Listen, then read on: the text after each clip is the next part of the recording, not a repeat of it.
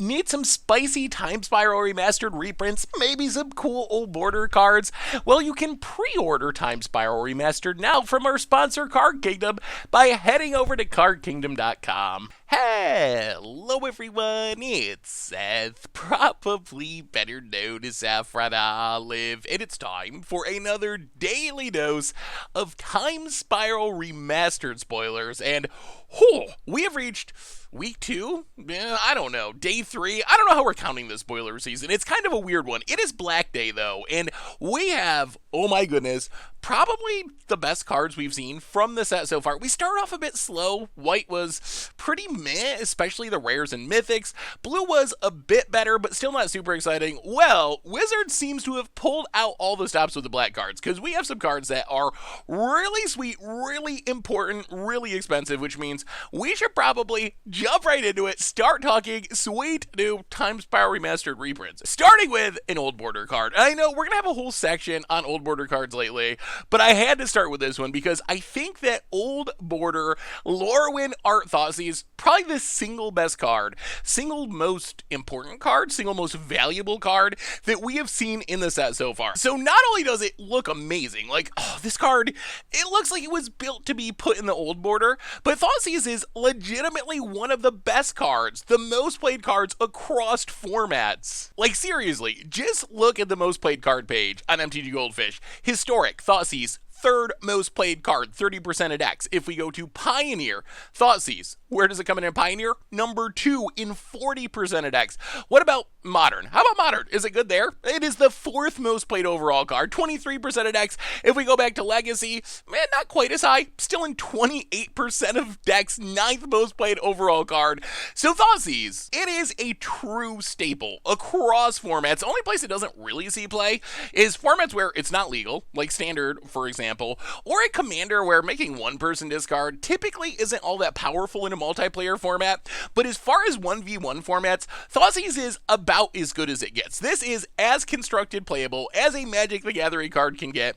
Yeah, it is true that Thoughtseize, it's been reprinted several times. You can get cheap versions for not that much, but if you look at some of the more expensive printings, like look at the Omika Invocations. Thoughtseize is a top tier invocation, one of the 5-6 most expensive out of a huge list of invocations.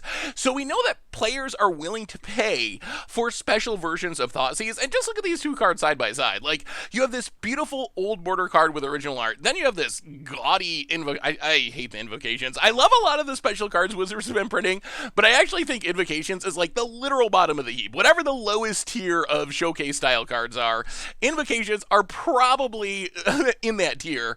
So people are going to buy this card. Yeah, you can pick up a regular version for $15-ish, but I expected this old border Thoughtseize to be really expensive. Remember, it's essentially a mythic rare Thoughtseize because of the way old border cards work, and if you get lucky enough to stumble into a foil, oh good lord, it is going to be worth a ton of money. So Thoughtseize, coming in old border, looking beautiful. My only request to Wizards is, please Wizards, please, please, please, give me a way to get this old border version on Arena. I will give you my money to get a old border card style of this Thoughtseize so I can play it in my historic decks on Magic Arena. So that's my one request, but really, Thoughtseize, it's an amazing reprint. It looks great in old border, and it's going to be super expensive.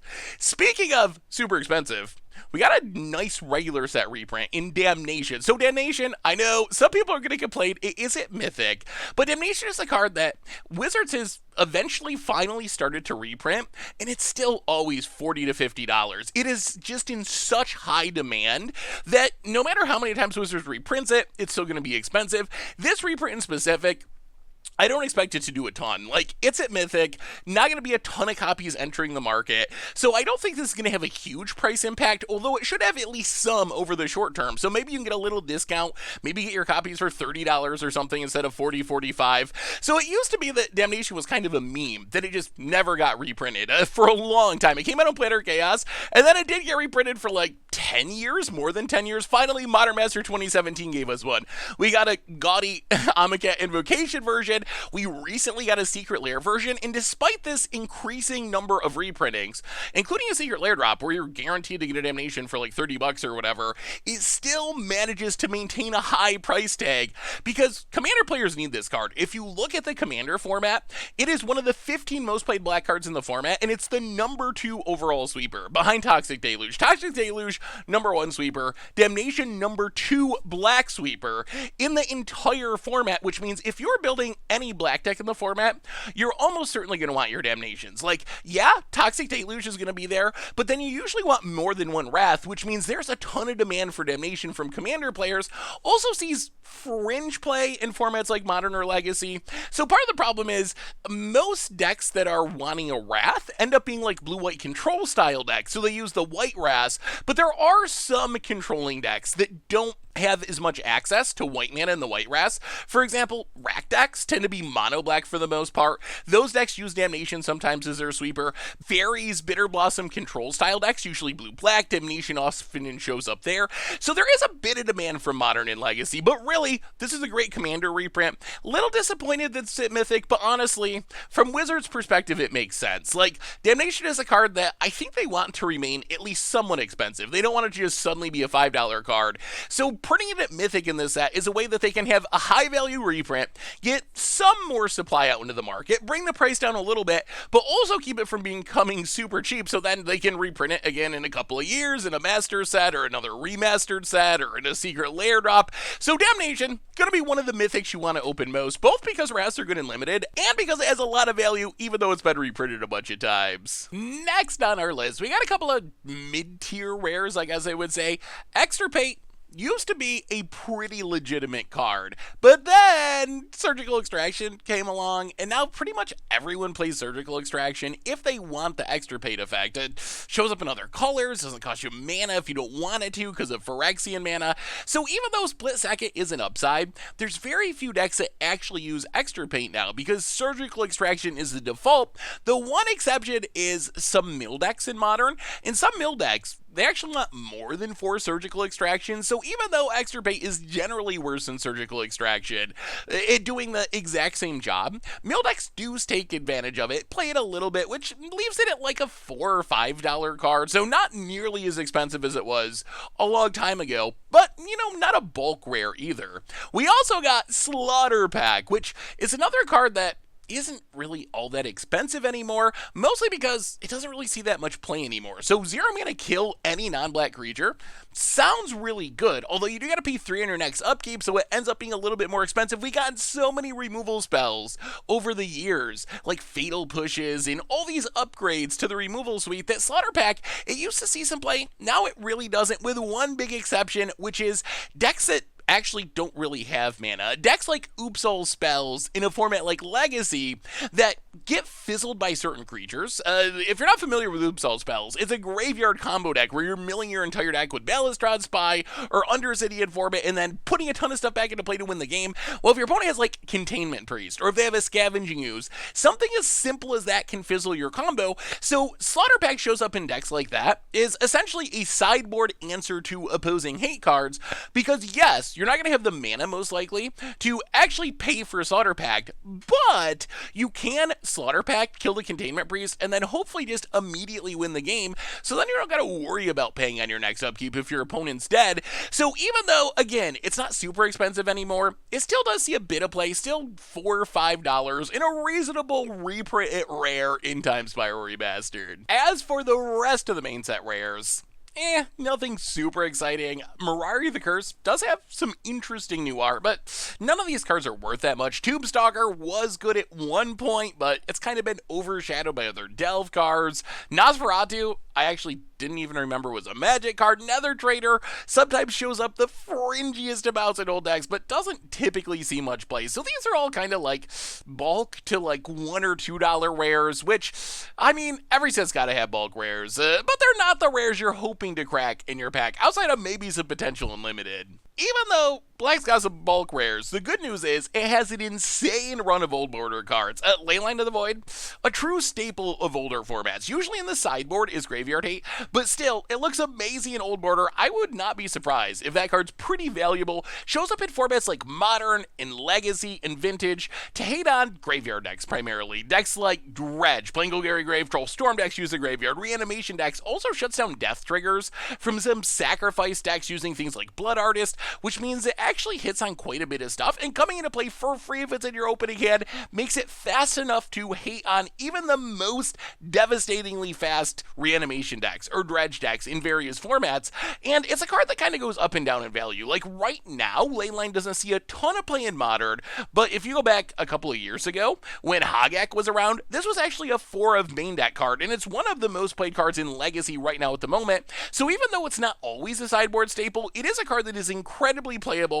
I expect it to be pretty expensive. If you look at Leyline of the Void, normal versions, you can pick them up for as low as like $5 or $6 for the recent core set printing. On the other hand, the most chase versions, like the original Guild Pack foil, that's a $150 card because players that play Legacy in Vintage and some in Modern want to have like the sweetest, most chase version of the card. So I'm expecting Leyline to be another top tier old border card. Foils will probably be absurdly expensive, and even the non-foils I think are going to be in hot demand because a lot of players from Legacy and Vintage in those formats are going to want to have access to this card. So another really solid old border reprint. We also got Tasigur the Golden Fang, and Tasigur, it's a reasonable card. It does see some commander play. It does look pretty sharp in old border. In commander, it is the third most played Sultai commander. Madrolf is number 1, ERX number 2, Tasigur is number 3. This is going to give Tasigur commander players theoretically a sweet version to play as their commander.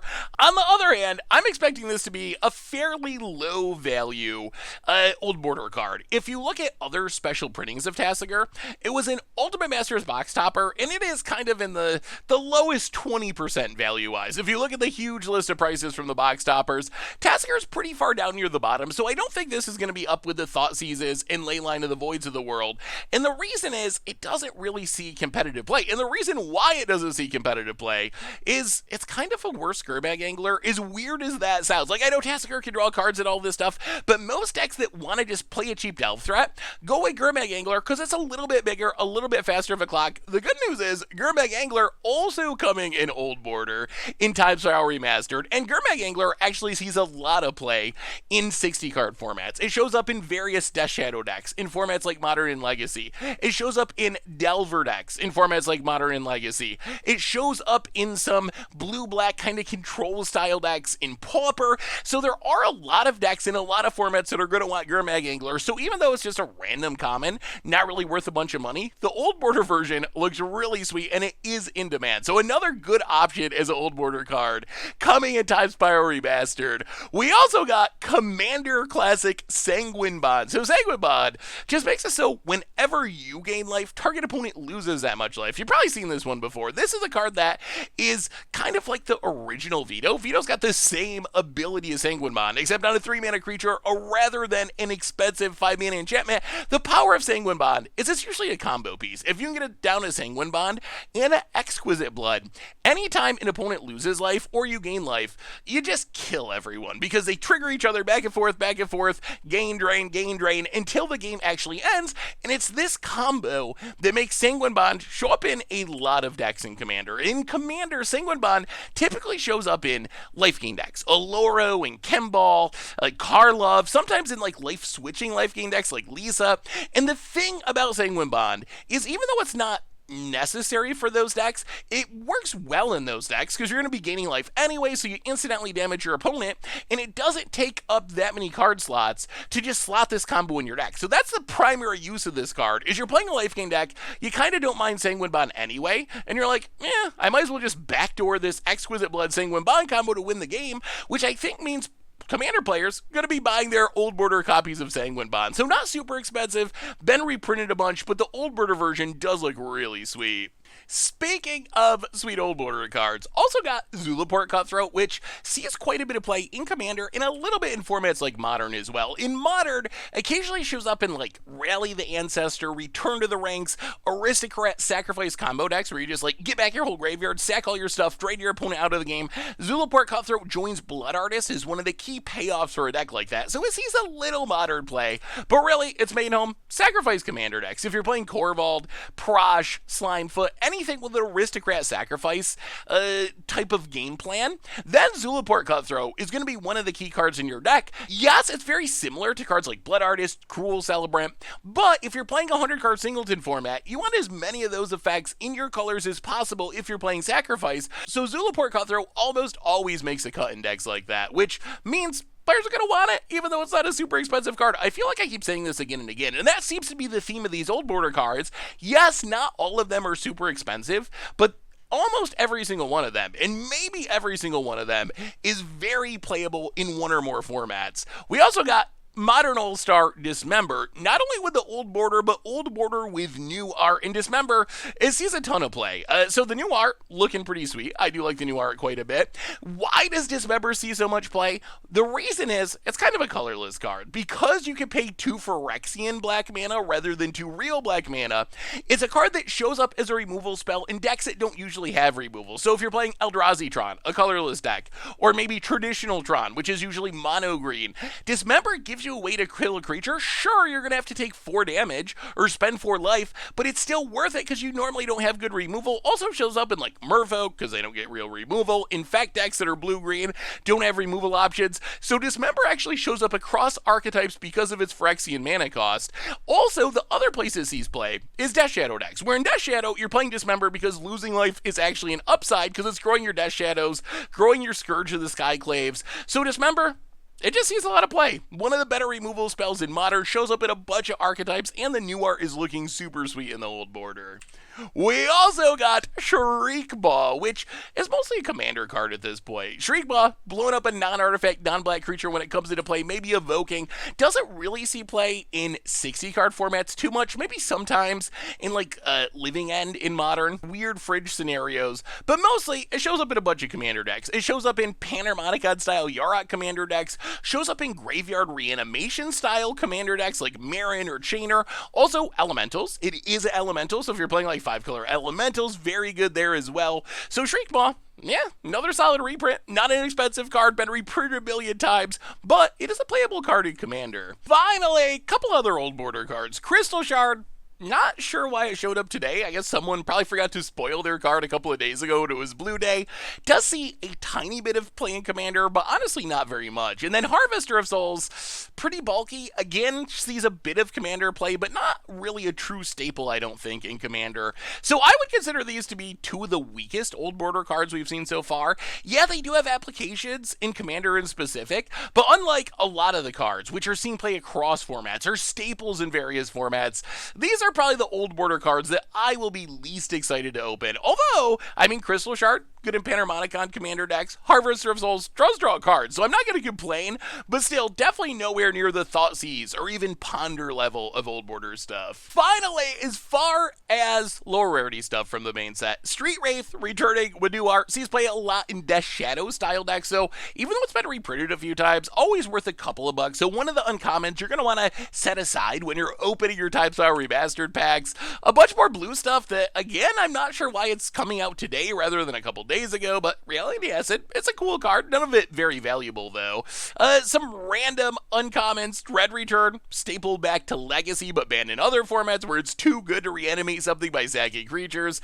And then just a ton of removal spells. Like, if you're playing Limited in this set, just look at this slide. And this doesn't even include, we talked about Damnation, we talked about Slaughter Pack. Like, it feels like half of the random commons and uncommons in Time Spiral Remastered are essentially removal spells. Sudden Death, Strangling Suit, Ichor Slip, Conflict, Feebleness, Dark Withering, Assassinate. You're going to be killing things like crazy if you're a black deck in Time Spiral Remastered Limited, so definitely worth keeping these cards in mind for Limited, although none of these cards have enough value to really be interesting from a pack opening perspective. Finally, I realized today that because Wizards is spoiling Time Spiral Remastered color by color, we can actually talk a little bit already about stuff that maybe could have or should have been in the set that is missing. So these are cards that are not in Time Spiral Remastered, but are valuable enough that maybe they should have been reprinted, and because they're from Time Spiral Block, are eligible for reprinting in the set. So blue, I think Wizards got almost all the good stuff. The two cards I noticed that they could have included, Trickbind, it's like $6 or $7, would be a reasonable rare. And then Thoughtseize is like a $5 uncommon, never really been reprinted. It got one random like mystery booster foil pseudo reprint. But other than that, it hasn't been reprinted since Time Spiral proper. So these are two cards that obviously not great limited cards. You don't usually play Stifle effects in limited. Thoughtseize, you gotta have specific combos to take advantage of another upkeep. But from a financial perspective, I wouldn't have minded seeing them in the set. As far as white is concerned, kind of the same story. It's a few cards that are worth like $5 to $7. Magus of the Moat, Rebuff the Wicked, Retether Daybreak Coronet. And again, these are cards that I can see why Wizards left them out from a limited perspective. Like, if you don't have a Aura/Boggles theme, Retether Daybreak Coronet are kind of like last picks in limited. Magus of the Moat, just gonna annoyingly jank some people out. Rebuff the Wicked, that's one I'm not really sure why they didn't include in the set. Like, it seems fine for limited, not a high pick, but I could imagine playing it to save my bomb from a removal spell or something. And it's another one of these old uncommons that's creeping up to like $5, and it's never been reprinted. Literally the only printing is Planar Chaos, so it'd be another one that I wouldn't have minded seeing in the set. But really, I think the overall takeaway from this is Wizards has, in general, so far, we're only 2 colors through, but in general done a good job of reprinting pretty much everything of value that could be reprinted. We haven't seen any like $20 cards, or even like $10 or $15 cards that could be in the set that are from Time Spiral Block that are not in the set so far. So hopefully Wizards keeps it up throughout the rest of spoiler season, getting all the good stuff, valuable stuff in the set. So anyway, that brings us to the end of our daily Time Spiral Remastered spoilers for today. So what do you think of today's batch of cards? How excited are you for Damnation? Or are you disappointed because it's at Mythic and not going to drop that much in price? What about the old border cards? Are you going to pick up old border Thoughtseize, Dismember, Zulaport Cutthroats? Do you want them for your legacy decks, modern decks, commander decks? Let me know what you think about all the lower rarity stuff. What about the Omissions? Is Wizards doing a good enough job reprinting everything that you're hoping for from original Time Spiral Block? Let me know in the comments. Thanks so much for watching. I hope you all enjoyed it, and I will talk to you soon. Thanks for watching the video. If you enjoyed it, help us out by clicking that like button down below. And to keep up on all the latest and greatest, click that subscribe button. And don't forget to hit that bell icon to get alerts whenever we have new videos. And if you want to, check out some of our other sweet videos here and here.